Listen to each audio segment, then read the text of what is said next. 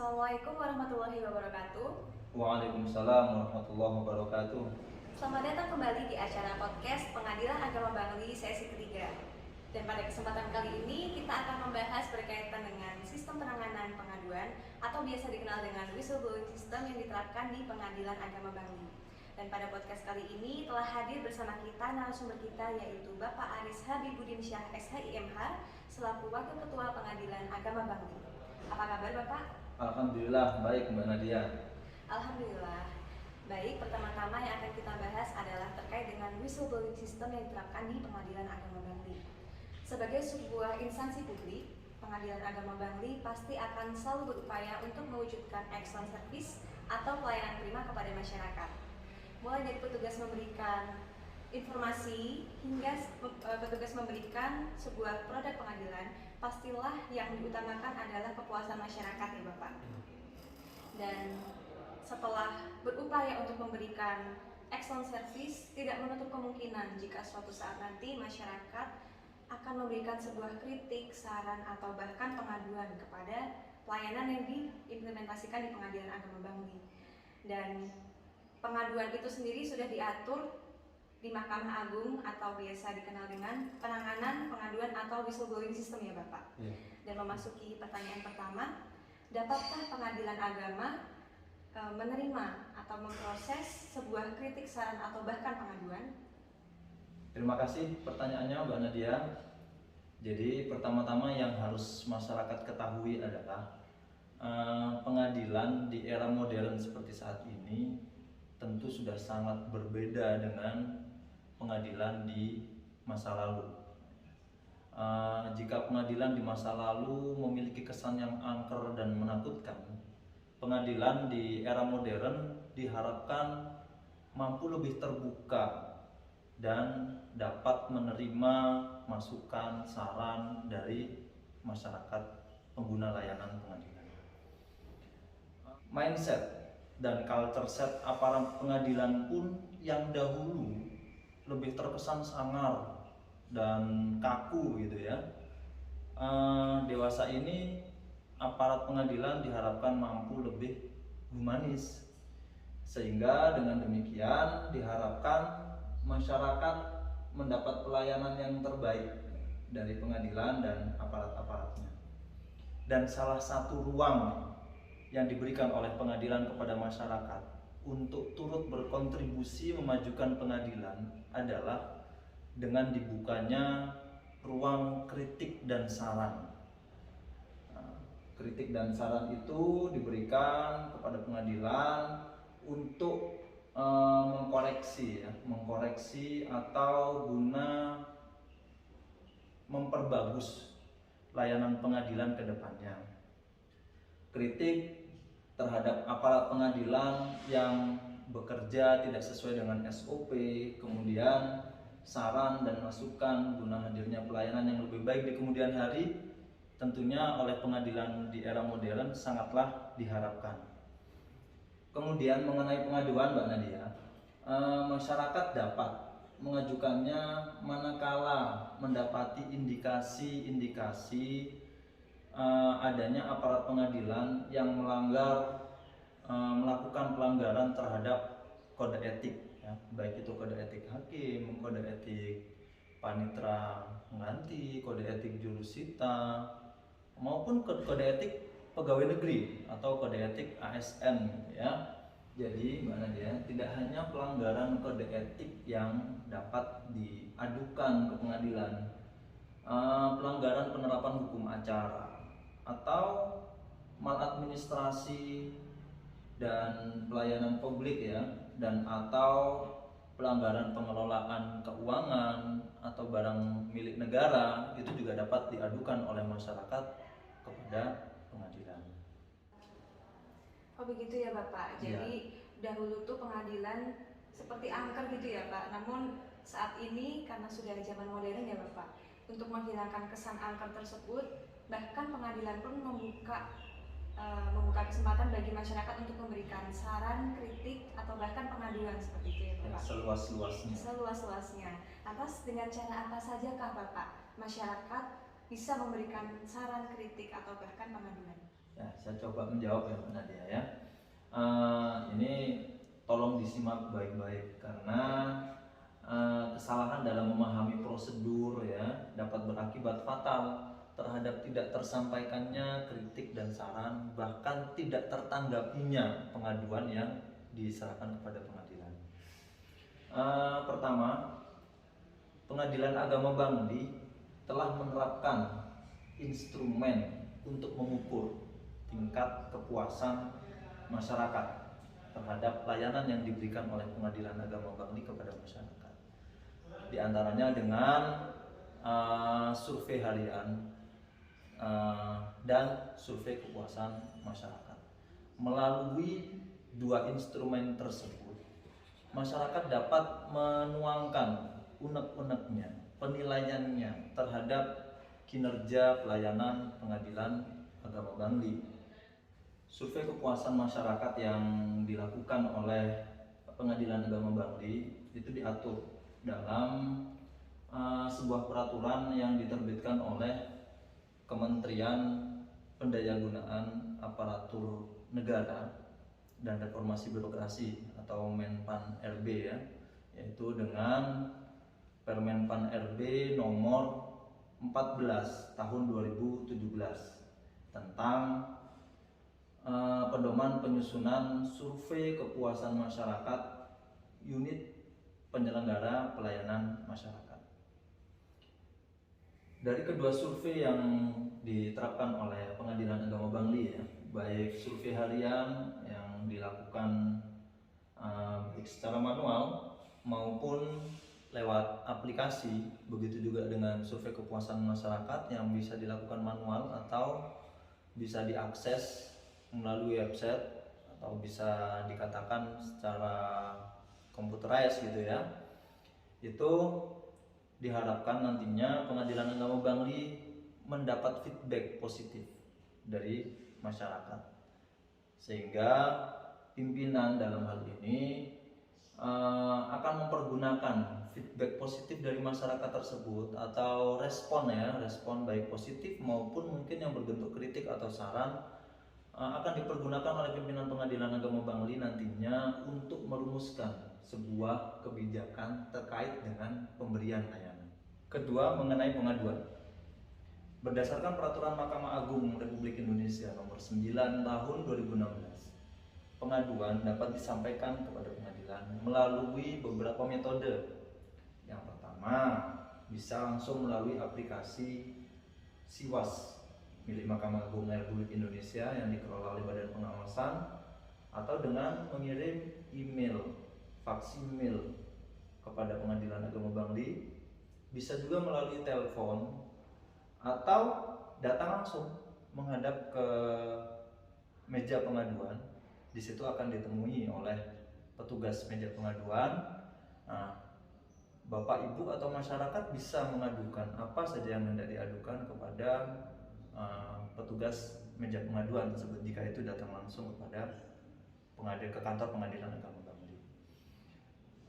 Selain itu bisa juga dengan cara mengirim surat atau menuliskan aduan kemudian memasukkannya kepada kotak pengaduan yang tersedia di kantor Pengadilan Agama Bangli. Nah, cara yang terakhir ini memang sedikit konvensional sih, tidak seperti cara-cara yang agak kekinian ya, yang dengan menggunakan langsung mengakses aplikasi Siwas Mahkamah Agung RI. Tapi semua pengaduan yang diterima, apapun metodenya, dengan cara apapun disampaikan kepada Pengadilan Agama Bangli, semua akan kita rekam, kita record, kemudian kita inputkan kepada aplikasi Siwas. Nah, untuk mendapatkan registrasinya nanti sehingga bisa terpantau oleh masyarakat atau pihak yang melakukan pengaduan. Sebagai suatu bentuk ya atau upaya yang dilakukan oleh Pengadilan Agama Bangli untuk meminimalisir adanya pengaduan terhadap aparat Pengadilan Agama Bangli, Pengadilan Agama Bangli secara rutin telah mengkampanyekan himbauan-himbauan tentang anti gratifikasi, contohnya yang kami putar bahkan sekarang itu kita putar rutin di area pelayanan Pengadilan Agama Bangli, bahkan dengan menggunakan dua bahasa, bahasa Indonesia dan bahasa Bali. Kemudian di situ dijelaskan juga bahwa apabila masyarakat ingin melaporkan adanya gratifikasi atau lain sebagainya, maka masyarakat dapat langsung menghubungi nomor handphone, nomor kontak yang tertera di pengumuman tersebut. Di antaranya adalah nomor Ketua Pengadilan Agama Bangli. Begitu Mbak Nadia. Oh begitu ya Bapak, jadi ada beberapa metode untuk menyampaikan saran, keluhan, atau bahkan pengaduan kepada Pengadilan Agama Bangli. Di antaranya bisa melalui SMS, fax email, bisa melalui aplikasi Siwas, dan bahkan Pengadilan Agama Bangli juga sudah menyiapkan audio gratifikasi yang diputar secara rutin, begitu ya Bapak? Iya. Baik, dan kita sering mendengar istilah whistleblowing system ya Bapak? Iya. Nah, menurut Bapak, apa makna dari istilah tersebut? Ya, mengenai whistleblowing system ya. Jadi secara sederhana Bapak dan Ibu, whistleblowing system itu dapat diartikan sebagai sebuah sistem yang dibangun untuk penanganan pengaduan. Sebenarnya Mahkamah Agung sudah menerapkan sistem penanganan pengaduan ini sudah sejak lama. Namun terakhir Mahkamah Agung memperbaharui ya regulasi-regulasi tentang penanganan pengaduan dan yang terkini yakni dengan Peraturan Mahkamah Agung Republik Indonesia Nomor 9 Tahun 2016 tentang pedoman penanganan pengaduan atau whistleblowing system pada Mahkamah Agung dan badan peradilan yang berada di bawahnya. Jadi sistem penanganan pengaduan atau whistleblowing system itu sudah diatur berdasarkan perma tersebut ya Bapak? Iya. Baik. Dan apakah Pengadilan Agama Bangli sudah menerapkan whistleblowing system tersebut? Pada prinsipnya, Peraturan Mahkamah Agung Republik Indonesia Nomor 9 Tahun 2016 tentang pedoman penanganan pengaduan itu sifatnya mengikat. Artinya, badan peradilan yang berada di bawah Mahkamah Agung, termasuk dalam hal ini Pengadilan Agama Bangli, tunduk dan wajib menerapkan perma tersebut, terkhusus untuk sebagai pedoman penanganan pengaduan. Jadi Pengadilan Agama Bangli sudah pasti menerapkan whistleblowing system ya Bapak? Ya, sudah pasti. Sudah pasti. Kemudian apakah pernah Pak Pengadilan Agama Bangli itu menerima sebuah pengaduan dari masyarakat? Sepanjang yang saya ketahui Mbak ya, semenjak saya bertugas di sini juga saya buka laporan pengaduan yang disampaikan oleh petugas media pengaduan kepada pimpinan. Alhamdulillah hingga saat ini Pengadilan Agama Bangli belum pernah menerima pengaduan atas tindakan yang dilakukan oleh aparat Pengadilan Agama Bangli, baik yang bersumber dari internal Pengadilan Agama sendiri maupun dari masyarakat sekitar. Dan semoga sih kedepannya tidak ada pengaduan atas aparat Pengadilan Agama Bangli. Harapannya sih seperti itu. Ya, semoga jangan sampai ada gitu ya Pak. Amin. Tidak adanya pengaduan yang diterima oleh Pengadilan Agama Bangli atas tindakan-tindakan aparat Pengadilan Agama Bangli selama ini, hal itu menjadikan sebab Pengadilan Agama Bangli meraih prestasi sebagai satuan kerja berpredikat wilayah bebas dari korupsi di tahun 2020. Semoga kawan-kawan Pengadilan Agama Bangli, kawan-kawan aparat Pengadilan Agama Bangli kedepannya dapat selalu menjaga integritas dan profesionalitasnya dalam bekerja sehingga tidak sampai terjadi adanya aduan terhadap tindakan-tindakan aparat Pengadilan Agama Bangli yang disebabkan oleh hilangnya integritas atau ketidakprofesionalan aparat Pengadilan Agama Bangli dalam melakukan pekerjaan, dalam memberikan pelayanan kepada masyarakat. Oh begitu ya Bapak, jadi itu menjadi salah satu yang membuat Pengadilan Agama Bangli berhasil meraih predikat wilayah bebas dari korupsi pada akhir tahun 2020 lalu. Kemudian bagaimanakah Pak prosedurnya jika masyarakat ingin menyampaikan pengaduan ke Pengadilan Agama Bangli? Pada dasarnya Mbak Nadia, pengaduan itu dapat diajukan baik secara lisan, tertulis maupun secara elektronik. Ya. Pengaduan melalui lisan, pelapor dapat datang langsung, ya, datang langsung menghadap kepada petugas meja pengaduan di PTSP Pengadilan Agama Bangli, tentunya dengan menunjukkan identitas diri, kemudian menyampaikan apa yang hendak diadukan kepada Pengadilan Agama Bangli. Itu terkait dengan pengaduan secara lisan. Kemudian oleh petugas meja pengaduan, pengaduan secara lisan tadi kemudian diinput kepada aplikasi Siwas Mahkamah Agung Republik Indonesia untuk memperoleh nomor register pengaduannya. Nah, yang nantinya nomor register pengaduan ini akan dipergunakan, ya, dapat digunakan oleh pelapor untuk memantau sampai sejauh mana aduannya itu sudah ditindaklanjuti atau belum. Nah, kemudian jika pengaduan itu diadukan, ya, pengaduan itu disampaikan secara tertulis, maka pengaduan itu harus berisikan materi-materi diantaranya, ya, identitas pelapor dan terlapornya harus jelas nih, harus jelas siapa, kemudian perbuatan apa sih yang kemudian menjadi keluhan sehingga diadukan gitu kan, perbuatannya berbentuk apa, berikut juga dengan bukti-buktinya. Sama dengan pengaduan secara lisan tadi, nantinya pengaduan secara tertulis ini akan di-upload, ya, beserta bukti-buktinya, ya, melalui aplikasi Siwas Mahkamah Agung Republik Indonesia, sehingga dengan begitu nanti akan keluar nih nomor registrasi pengaduannya. Kemudian untuk pengaduan yang disampaikan secara elektronik, ya, atau langsung melalui aplikasi Siwas Mahkamah Agung Republik Indonesia, pada prinsipnya syarat-syaratnya sama dengan pengaduan tertulis. Intinya setiap pengaduan yang diterima oleh pengadilan akan mendapatkan nomor registrasi, dan nomor registrasi itulah nantinya yang dipergunakan oleh pelapor untuk memantau perkembangan akan pengaduan yang telah diajukannya. Kira-kira seperti itu. Oh begitu ya Bapak. Namun kan terkadang masyarakat itu masih takut jika ingin menyampaikan pengaduan kepada pengadilan karena beberapa faktor. Lantas apakah ada Pak hak-hak dari pelapor?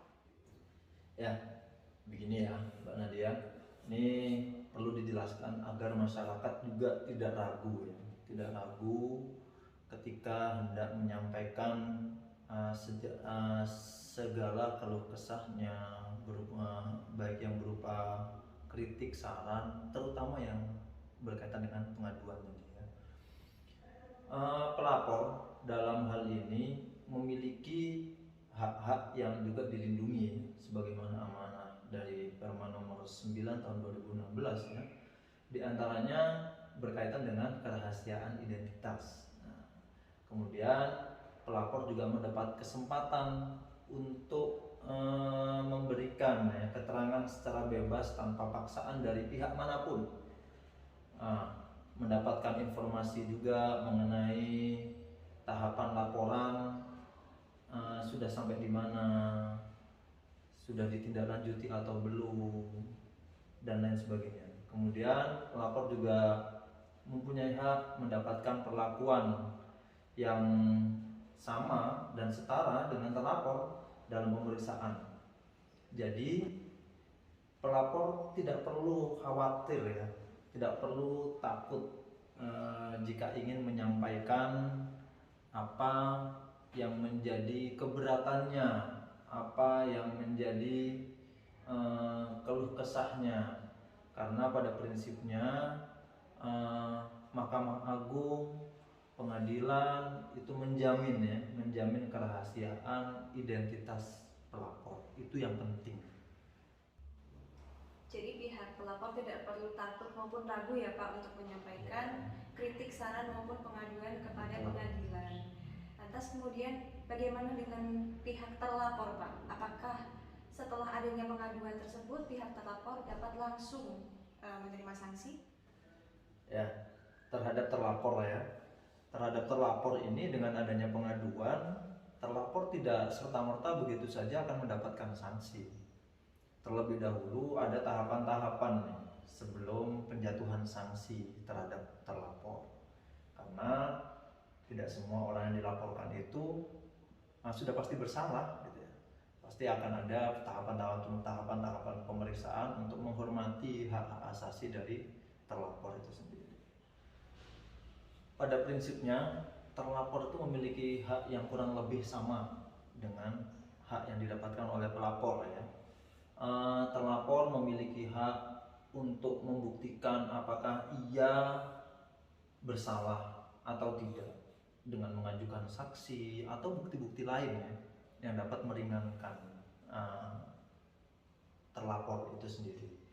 Kemudian terlapor juga mendapatkan kesempatan yang sama dalam hal memberikan keterangan secara bebas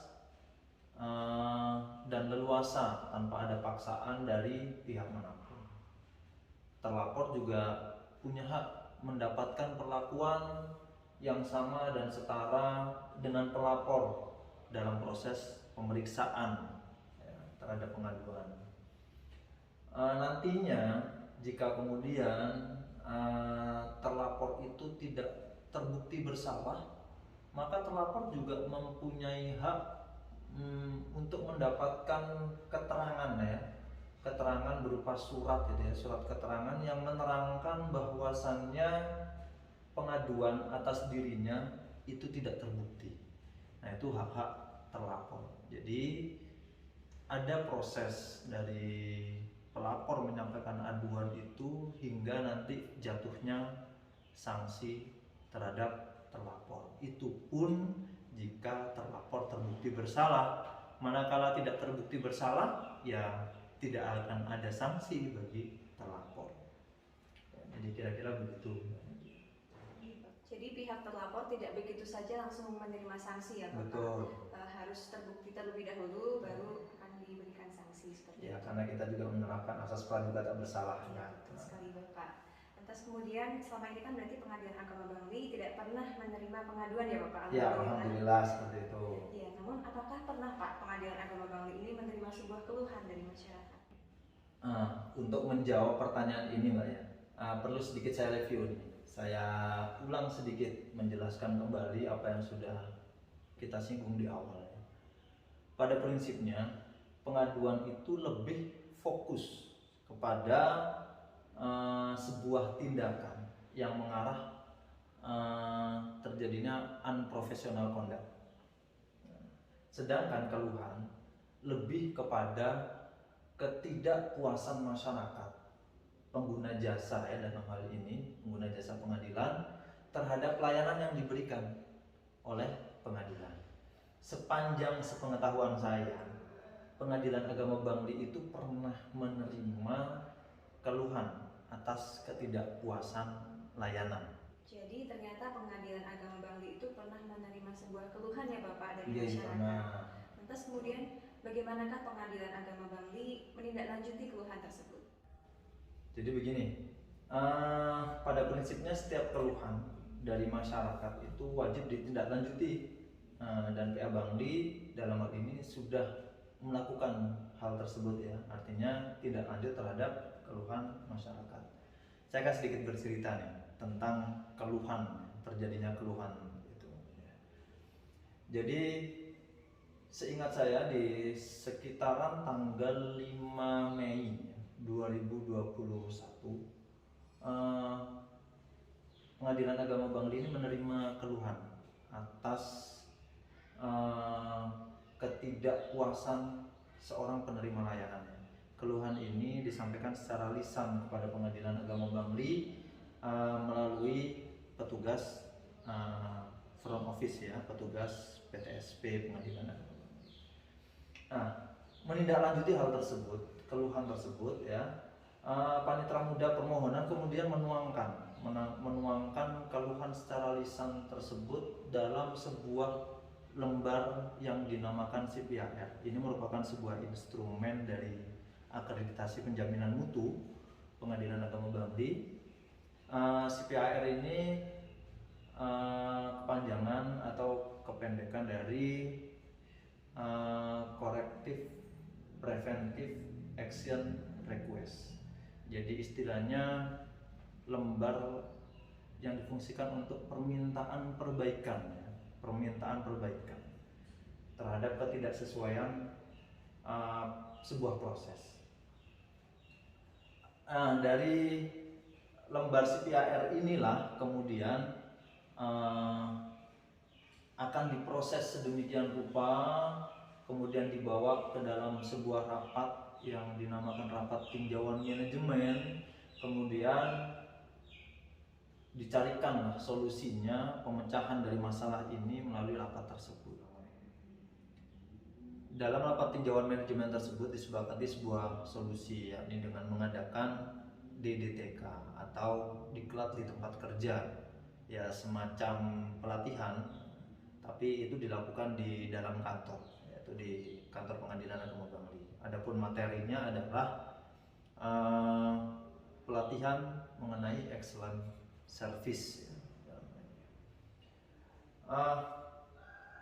Dalam DDTK tersebut nantinya diupayakan ya, dengan adanya pelatihan tersebut nanti petugas PTSP, petugas pelayanan Pengadilan Agama Bangli dapat lebih maksimal dalam memberikan layanan kepada para pihak.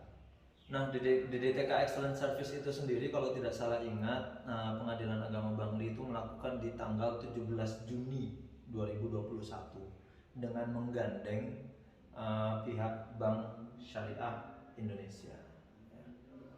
Kemudian dari pasca diadakannya DDTK Excellent Service itu, kemudian di bulan September ya, memasuki bulan September diadakan kembali rapat tinjauan manajemen untuk membahas implementasi dari pelatihan Excellent Service yang telah dilakukan itu. Nah, dalam rapat tersebut kemudian melahirkan lagi sebuah kesepakatan, yakni dengan memfollow up DDTK Excellent Service dengan menerbitkan sebuah SOP atau standar operasional prosedur ya, yakni SOP Excellent Service yang sudah barang tentu harus didahului dengan adanya SK dari Ketua Pengadilan Agama Bangli terkait dengan penetapan SOP tersebut.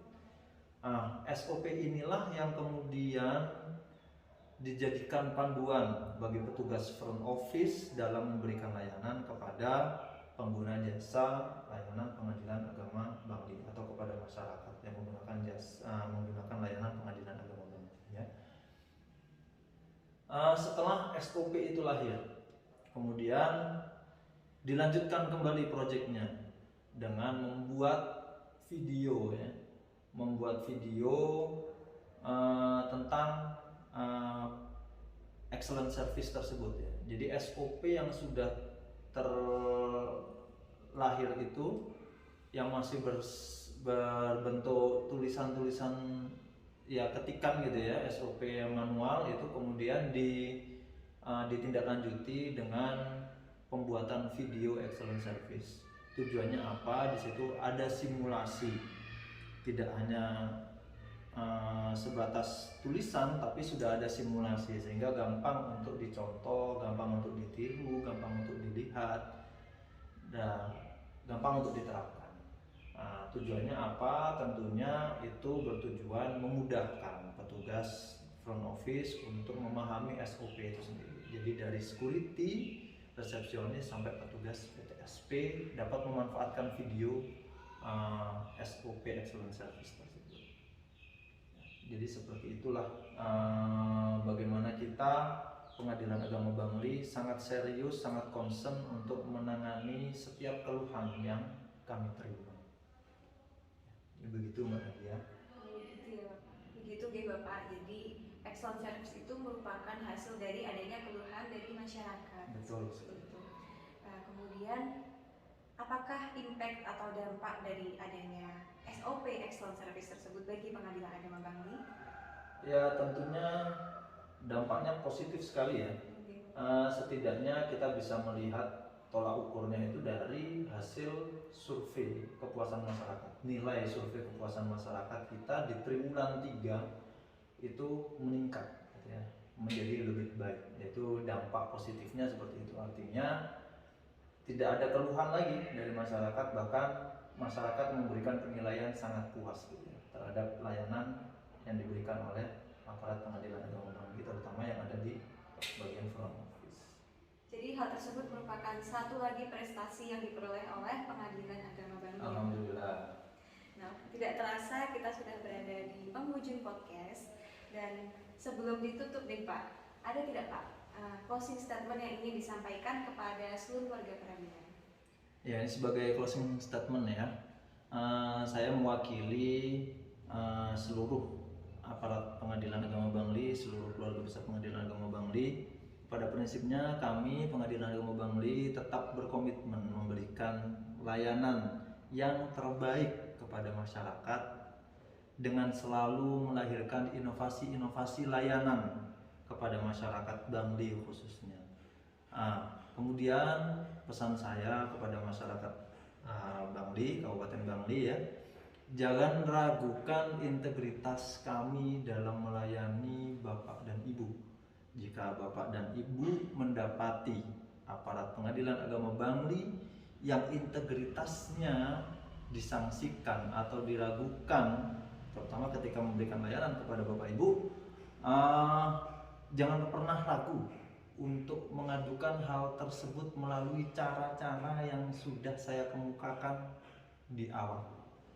Kami juga berharap Bapak Ibu masyarakat Kabupaten Bangli memberikan sumbangsih kritikan dan saran untuk PA Bangli yang lebih maju. Akhirnya saya tutup closing statement saya dengan moto PA Bangli top yes. Terima kasih. Demikianlah sesi diskusi dengan Pak Wakil Ketua Pengadilan Agama Bangli. Terima kasih Bapak atas waktunya. Sama-sama Mbak Nadia. Saya selaku host mohon undur diri. Sampai bertemu di podcast selanjutnya. Wassalamualaikum warahmatullahi wabarakatuh. Waalaikumsalam warahmatullahi wabarakatuh.